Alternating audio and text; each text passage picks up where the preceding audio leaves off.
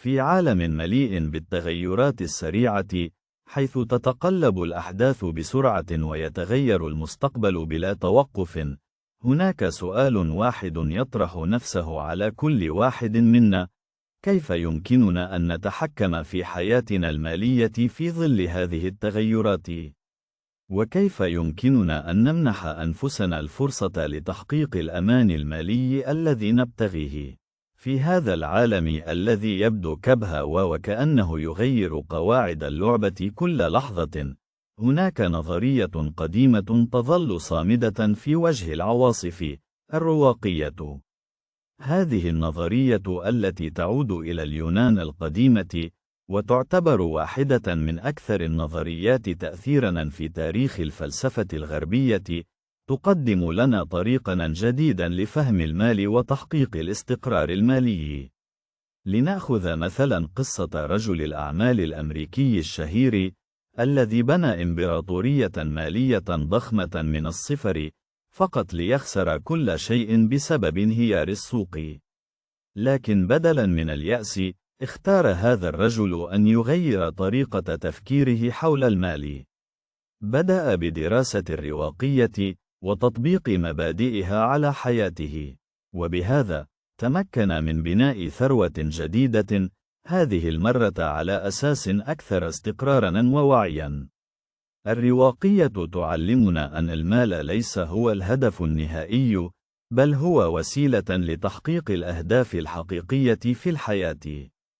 هي تشير إلينا أننا يجب أن نركز على الأمور التي نستطيع أن نتحكم فيها، مثل تفكيرنا وسلوكنا، بدلاً من أن نترك أنفسنا تحت رحمة الأمور التي لا نستطيع أن نتحكم فيها، مثل تقلبات السوق. هكذا يمكننا أن نبدأ ببناء جيش متين لاستقرارنا المالي، بدلاً من أن ننتظر حتى يحدث شيء ما لتحفيزنا على العمل. الأصل الأول للرواقية فيما يتعلق بالمال هو أن ندرك أن كل شيء يعتمد على وجهة نظرنا. عندما ننظر إلى المال كوسيلة لتحقيق السعادة، فإننا نكون قد خسنا الطريق منذ البداية. المال هو مجرد أداة، وليس هو الغاية. يجب أن نتعلم كيف نستخدمه بطريقة تخدم أهدافنا الحقيقية، بدلاً من أن نسمى له بأن يتحكم في حياتنا. على سبيل المثال، إذا كنت ترغب في شراء بيت جديد، فلا تدع رغبتك في المالكية تتحكم في قراراتك. بدلاً من ذلك، فكر فيما إذا كان هذا الشراء سيساهم في تحقيق أهدافك طويلة الأمد، أم سيفاقم بروبليمز مالية أخرى. الأصل الثاني للرواقية هو أننا يجب أن نركز على ما نستطيع أن نتحكم فيه. في عالم مليء بالتغيرات والغموض، من السهل أن نصبح محبوسين في قلقنا حول المستقبل. لكن الرواقية تعلمنا أن نركز على الأمور التي نستطيع أن نتحكم فيها، مثل كيفية استصلاح وقتنا وطاقتنا. إذا كنت تخشى من انهيار السوق، فلا تدع هذا الخوف يمنعك من اتخاذ الإجراءات الضرورية لحماية ممتلكاتك.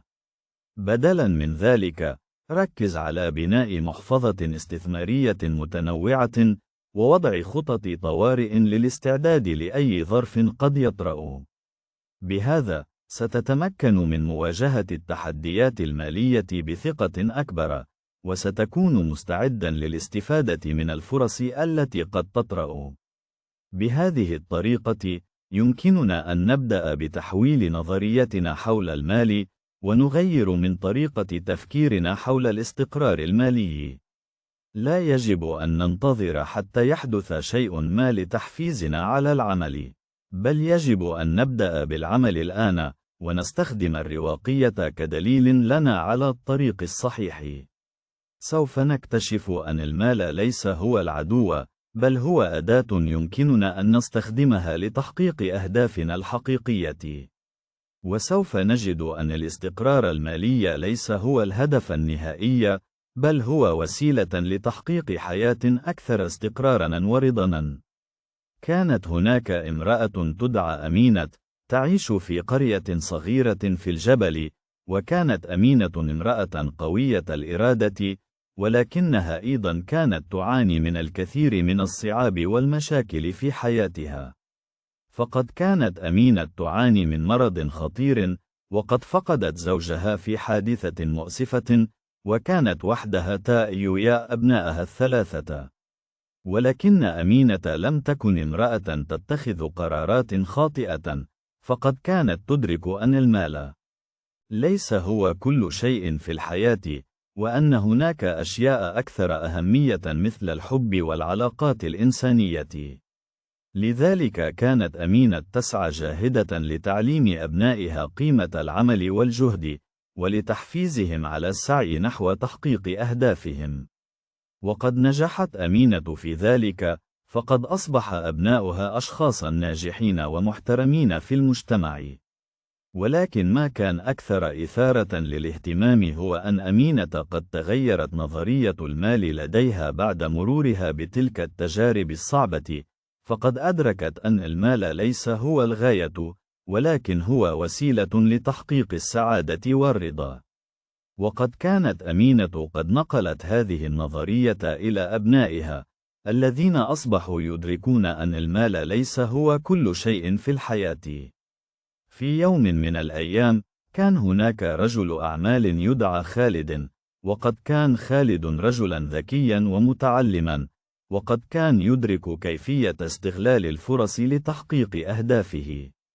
فقد كان خالد يدرك أن المال هو وسيلة لتحقيق السعادة والرخاء، ولكن كان يدرك أيضا أن هناك طرق أكثر ذكاء لتحقيق ذلك. فقد كان خالد يعتمد على استراتيجية ذكية لاستثمار أمواله، وقد كان يدرك كيفية تحويل فرصته إلى نجاح. وقد نجح خالد في ذلك، فقد أصبح رجلا ثريا ومحترما في المجتمع. ولكن ما كان أكثر إثارة للاهتمام هو أن خالد قد استخدم تقنيات ذكية لتحقيق أهدافه، وقد كان يعتمد على التحليل والدراسة الجيدة لتحقيق النجاح. وقد كان خالد قد نقل هذه التقنيات إلى شركائه وأصدقائه، الذين أصبحوا يدركون كيفية تحقيق النجاح بطرق ذكية. في عام 1950 كان هناك عالم إيكونومست يدعى جون مينارد كينز، وقد كان كينز عالما مشهورا في مجال الاقتصاد، وقد كان يدرك كيفية عمل الأسواق الاقتصادية. فقد كان كينز يدرك أن المال هو وسيلة لتحقيق السعادة والرخاء، ولكن كان يدرك أيضا أن هناك طرق أكثر فعالية لتحقيق ذلك. فقد كان كينز يعتمد على نظرية سيريثيدية جديدة، وقد كان درك كيفية تحويل نظرية المال إلى عملية أكثر فعالية. وقد نجح كينز في ذلك، فقد أصبح عالما مشهورا في مجال الاقتصاد، وقد كان له تأثير كبير على السياسات الاقتصادية في العالم.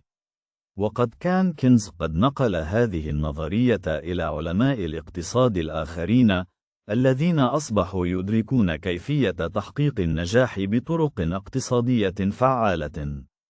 وقد كان لتحويل نظرية المال عند كينز تأثير كبير على العالم، فقد أصبحت الأسواق الاقتصادية أكثر استقراراً وفعالية.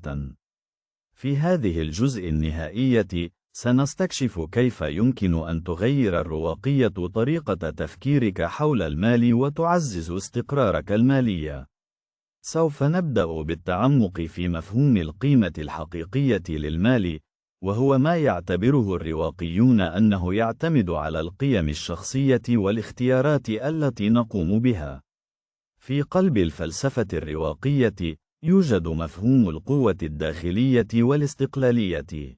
هذا يعني أن القيمة الحقيقية لا تأتي من المال أو الممتلكات، بل من الداخل. عندما نتبنى هذا المفهوم، نبدأ في رؤية أن المال هو أداة لتحقيق أهدافنا، وليس الغاية في حد ذاتها. هذا التغيير في المنظور يمكن أن يخفف الضغط النفسي المرتبط بجمع الثروة وزيادة الأمان المادي. عندما ننظر إلى المال من منظور رواقي، نبدأ في تقييم إنفاقنا بشكل مختلف. بدلاً من التركيز على شراء سلع باهظة الثمن للاستمتاع باللحظة، نبدأ في التفكير في كيفية استخدام المال لتحقيق أهدافنا على المدى الطويل. هذا يمكن أن يشمل استثمار المال في تعليمنا الخاص، أو في مشاريع تزيد من دخلنا، أو حتى في تجارب تعزز نمونا الشخصي. كما يؤكد الرواقيون على أهمية العيش ببساطة وعدم الترف. هذا لا يعني أننا يجب أن نعيش حياة متقشفة، بل يعني أننا يجب أن نكون واعين لما هو حقا محاتبا لنا. عندما نختار العيش ببساطة، نختبر شعورنا بالرضا والتوازن، ونقلل من الضغط والضغط النفسية التي تنتج عن السعي وراء الثروة المادية. في الختام، يمكن أن تغير الرواقية طريقة تفكيرك حول المال وتعزز استقرارك المالي عن طريق تغيير منظورك حول القيمة الحقيقية للمال، وتعزيز القوة الداخلية، وتشجيع العيش ببساطة. إذا كنت مهتماً بمعرفة المزيد عن كيفية تطبيق الفلسفة الرواقية في حياتك اليومية، يمكنك البحث عن الموارد المتاحة التي تشرح بالتفصيل كيفية تطبيق هذه المبادئ في مختلف جوانب الحياة. إن الحياة ليست مسألة طول العمر، بل عمق الحياة.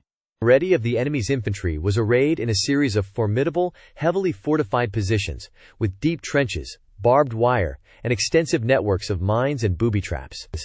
As the battle raged on, the enemy's artillery, comprising a mix of heavy guns and lighter, more mobile howitzers, began to make its presence felt. The guns, carefully sighted and calibrated to maximize their effectiveness, delivered a withering field of fire that sought to disrupt the Allied advance and shatter their morale. The artillery fire was particularly effective against the Allied tanks, which were forced to navigate a series of narrow, winding paths through the enemy's minefields and trenches.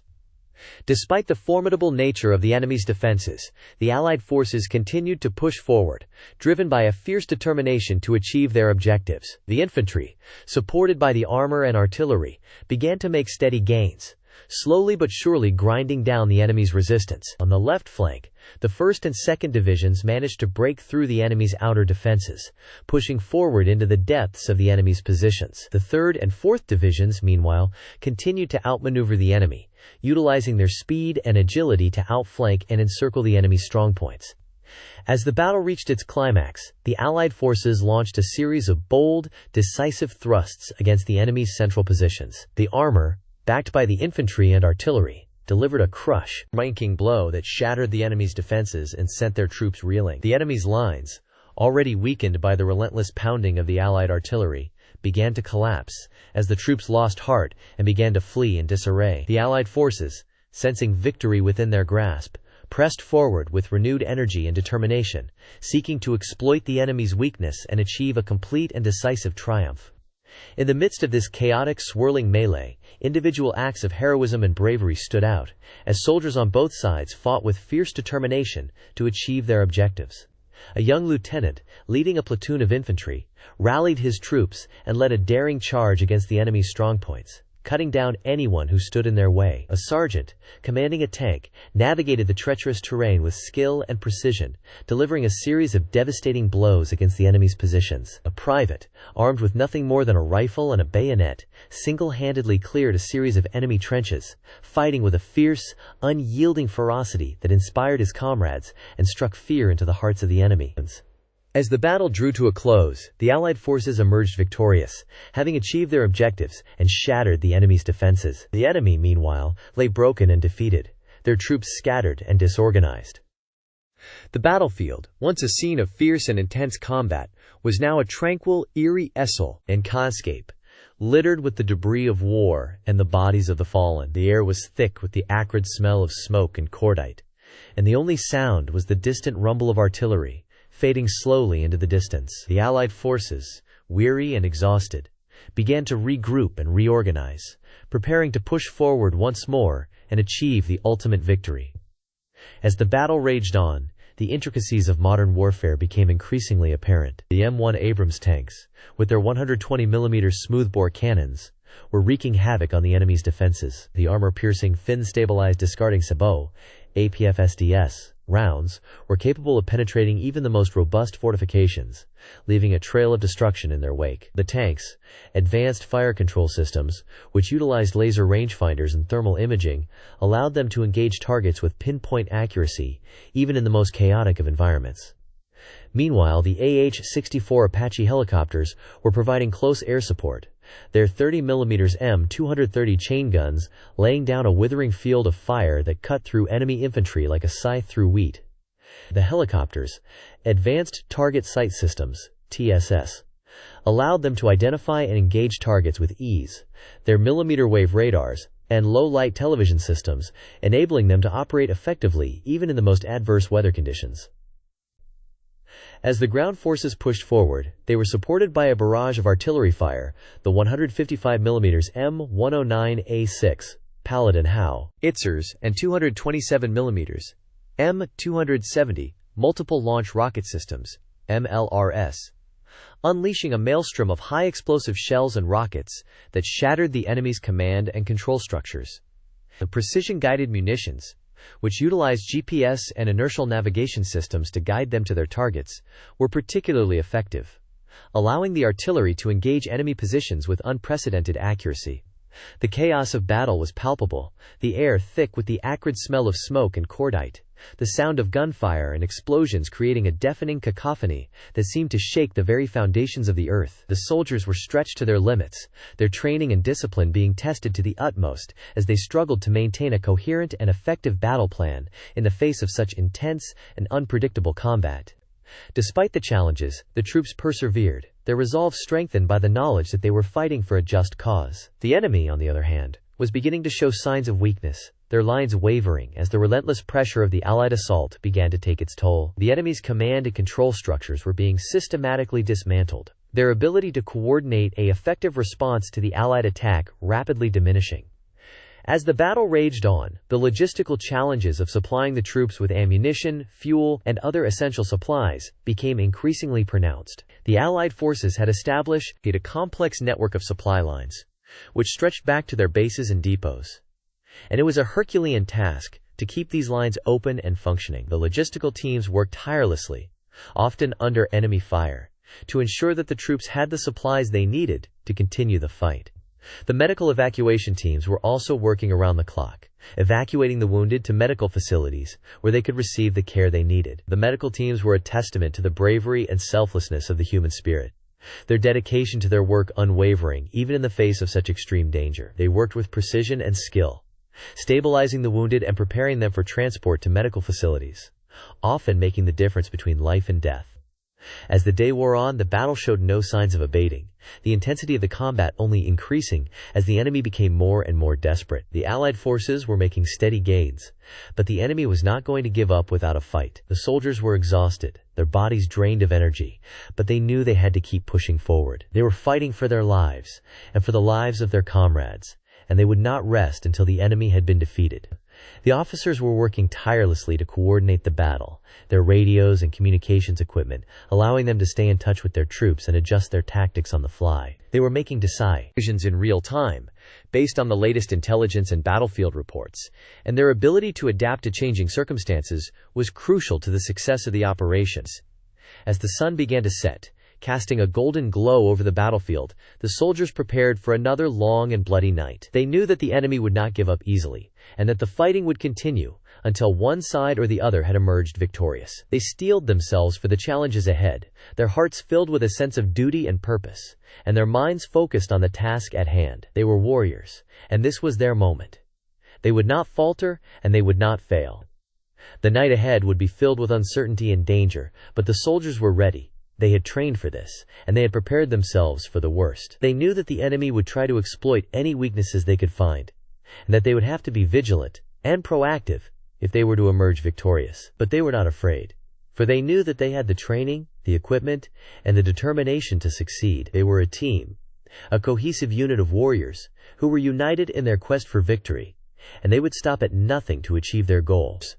As the darkness deepened, the battlefield became even more chaotic, the sounds of gunfire and explosions echoing through the night air. The soldiers were on high alert, their senses heightened as they scanned the darkness for any sign of enemy activity. They knew that the enemy would try to launch a counterattack, to exploit any weaknesses they could find in the Allied lines, and they were determined to be ready. They were the defenders, the guardians of the Allied position, and they would not let the enemy pass.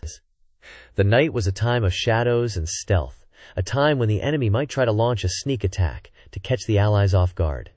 But the soldiers were vigilant, their eyes scanning the darkness for any sign of movement. They knew that the enemy was out there, waiting for an opportunity to strike, and they were determined to deny them that opportunity. They were the masters of the night, the warriors who owned the shadows, and they would not be intimidated.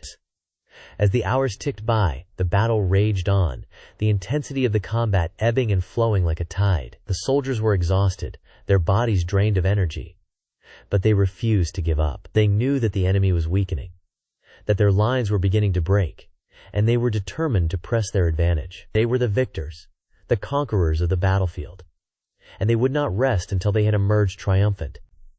The night was a time of fear and uncertainty, but it was also a time of courage and determination. The soldiers were the heroes of the hour, the warriors who were fighting for their lives and for the lives of their comrades. They were the defenders of the free world, the guardians of freedom and democracy, and they would not falter. They would not fail. They would emerge victorious, their hearts filled with pride and their spirits unbroken. They were the warriors of the night, the masters of the battlefield, and they would triumph over all. As the sun began to set on the battlefield, casting a golden glow over the carnage, the intensity of the fighting only seemed to escalate. The air was thick with the smell of smoke, sweat, and blood, and the sound of gunfire, screams, and explosions created a deafening cacophony that threatened to consume all in its path. The ground beneath the feet of the soldiers was slick with mud and blood, making every step a treacherous one, and the cries of the wounded and dying hung in the air like a mournful dirge. To the north, the enemy's artillery was pounding away with relentless ferocity, sending shell after shell crashing down onto the beleaguered troops. The earth shook beneath the impact of each explosion, sending soldiers tumbling to the ground, and the blast waves from the detonations ripped through the ranks, tearing men apart with ease. The artillery's thunderous roar was like a living thing, a beast that breathed fire and destruction, and it seemed to be closing in on the defenders from all sides. Meanwhile, the enemy's infantry was making a push to outflank the defenders, attempting to find a weak point in the line that they could exploit. They advanced in waves, their rifles at the ready and their bayonets glinting in the fading light. The defenders, however, were not about to give up without a fight. They huddled behind their barricades, pouring fire into the oncoming ranks, and cutting down anyone who dared to get too close. The enemy's cries of, "For the motherland!" were met with defiant shouts of, "We will never surrender!" as the two sides clashed in a frenzy of bloodlust and patriotism. As the battle raged on, the casualties began to mount. Men fell on both sides, their bodies broken and battered, their lives slipping away with each passing moment. The medical teams did their best to tend to the wounded, but it was a losing battle. The sheer number of casualties was overwhelming, and the stretcher bearers were stretched to the limit as they struggled to keep up with the demand. The cries of the wounded filled the air, a constant reminder of the horrors that were being perpetrated on the battlefield. Despite the chaos and the carnage, there were moments of heroism and sacrifice that stood out amidst the mayhem. A young lieutenant, barely out of his teens, rallied his platoon and led them in a daring charge against the enemy's positions. They fought their way through the enemy's lines, taking out gun emplacements and infantry strongpoints, and buying precious time for their comrades to regroup and counterattack. The lieutenant was cut down in the final moments of the charge, but his bravery and selflessness inspired his men to fight on, even in the face of overwhelming odds. As the night began to fall, the battle showed no signs of letting up. The enemy's artillery continued to pound away, and their infantry kept coming, wave after wave of them. The defenders were exhausted, their ammunition was running low, and their numbers were dwindling. But they refused to give up. They knew that if they could just hold out until dawn, reinforcements would arrive, and the tide of the battle would turn in their favor. So they dug deep, finding reserves of strength and courage that they never knew they had, and they prepared to face whatever the night might bring. The hours ticked by at a glacial pace, each one stretching out into an eternity of fear and uncertainty. The enemy's attacks were relentless, pushing the defenders to the limit of their endurance.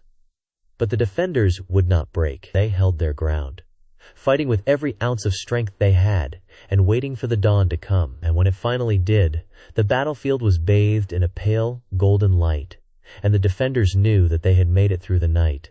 They had survived the worst of the battle, and they were ready to face whatever the new day might bring. As the sun rose higher in the sky, the enemy's attacks began to falter. Their artillery fire slowed to a trickle, and their infantry assaults lost their momentum. The defenders, sensing victory within their grasp, began to push back, counterattacking with a ferocity that caught the enemy off guard. The battle was far from over, but the tide had finally turned. The defenders were on the move, and they would not be stopped. The enemy's lines were beginning to break, and their soldiers were starting to flee in panic. The defenders pursued them, cutting them down without mercy, and driving them back with a fierce and unrelenting onslaught.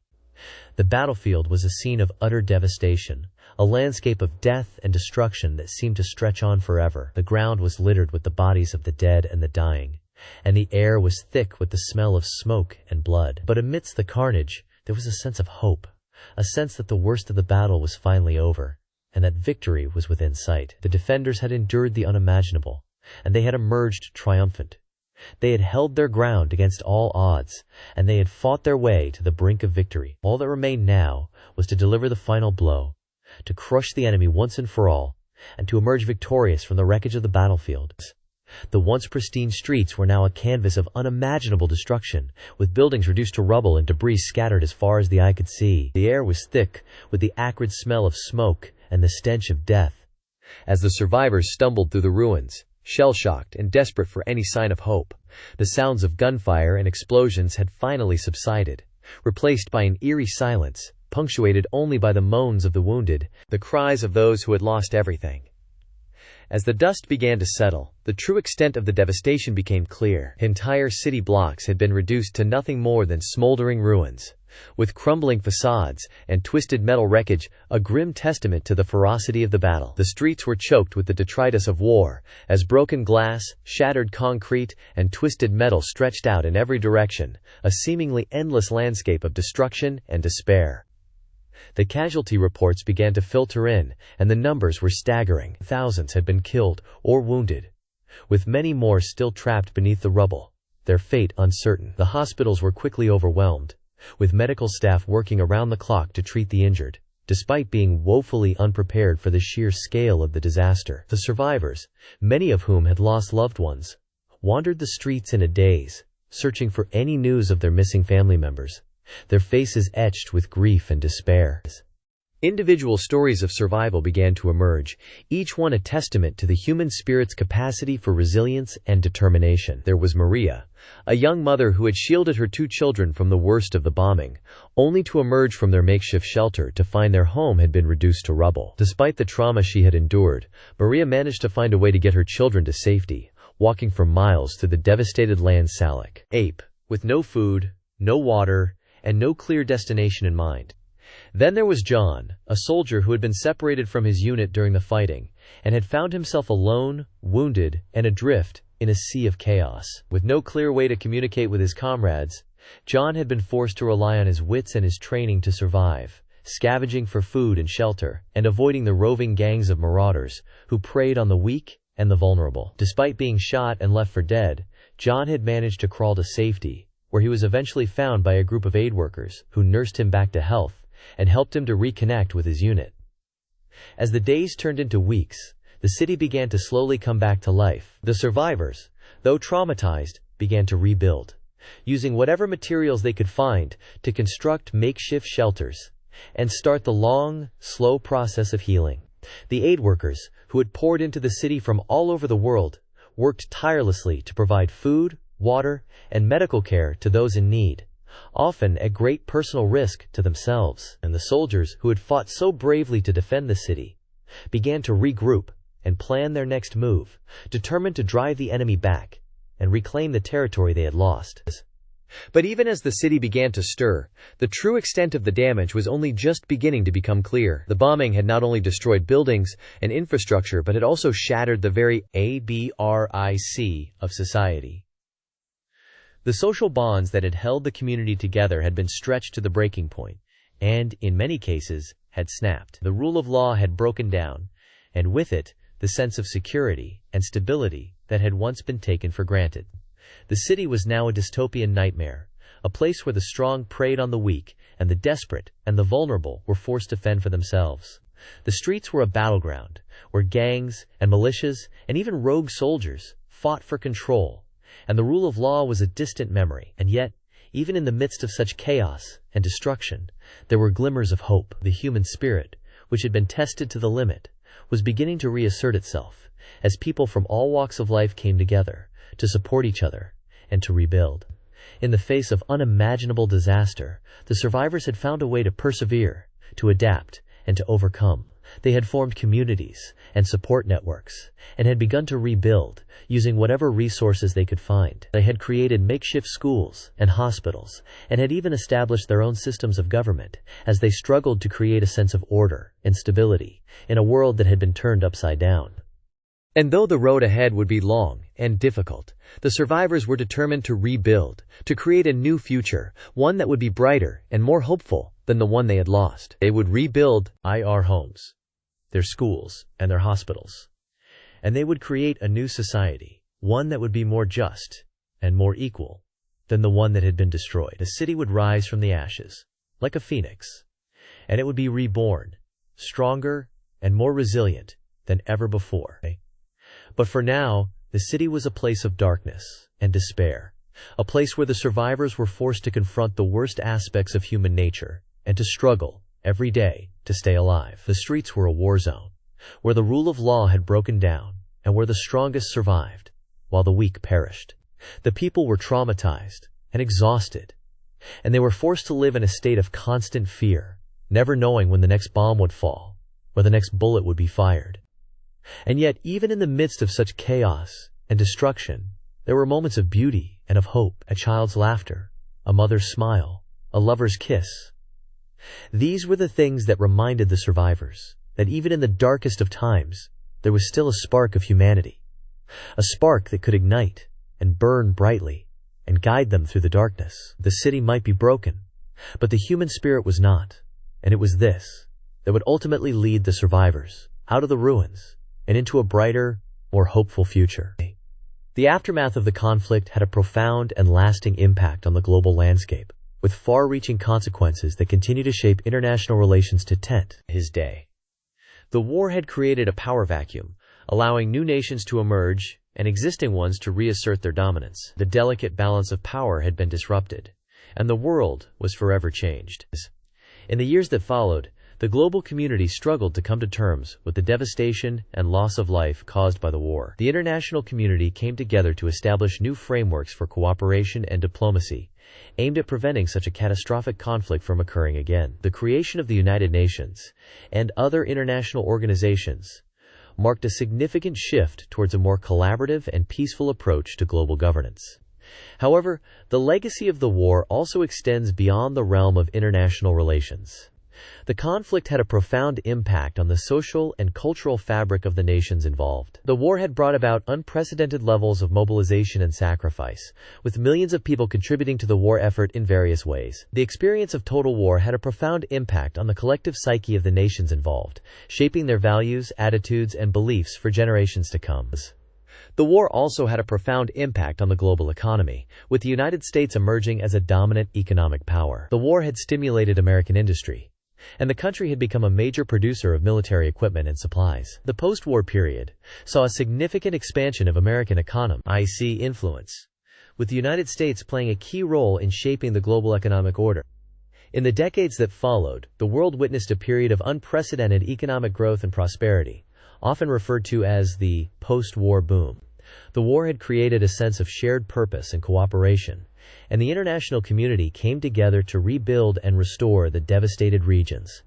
The establishment of the Bretton Woods system and the creation of the International Monetary Fund and the World Bank marked a significant shift towards a more integrated and interconnected global economy. However, the legacy of the war is not without its challenges and controversies. The conflict had created new tensions and rivalries, particularly between the United States and the Soviet Union. The Cold War, which lasted for decades, was a direct consequence of the war, with the two superpowers engaging in a bitter ideological and strategic struggle. The war had also created new fault lines and divisions, particularly in the Middle East and Asia, where the legacy of colonialism and imperialism continued to shape the regional landscape. In recent years, there has been a growing recognition of the need to come to terms with the legacy of the war. The international community has made significant progress in promoting reconciliation and forgiveness, with many nations acknowledging their role in the conflict and taking steps to make amends. The creation of museums, memorials, and other commemorative sites has helped to preserve the history and memory of the war, serving as a reminder of the devastating consequences of conflict and the importance of promoting peace and understanding. As we reflect on the legacy of the war, it is clear that the conflict had a profound and lasting impact on the world. The war had brought about significant changes in the global landscape, shaping the course of international relations, global governance, and the world economy. However, the legacy of the war is not just about the past. It is also about the present and the future. The war serves as a reminder of the importance of promoting peace, understanding, and cooperation, and the need for nations to work together to address the complex and pressing challenges of the 21st century. In the words of the ancient Greek philosopher Heraclitus, "No man ever steps in the same river twice, for it's not the same river, and he's not the same man." This profound statement reminds us that the world is constantly changing, and that our understanding of the past is always evolving. As we look to the future, it is essential that we draw on the lessons of history, while also embracing the complexities and uncertainties of the present. As we conclude our journey through the history of the war, we hope that you have gained a deeper understanding of the conflict and its lasting impact on the world. We invite you to subscribe to our channel, where we will continue to explore the complexities and nuances of military history and examine the ways in which the past continues to shape our present and future. By subscribing, you will gain access to a wealth of knowledge and insights, and become part of a community of individuals who are passionate about understanding the world and its many complexities. Thank you for joining us on this journey, and we look forward to exploring the fascinating world of military history with you in the future.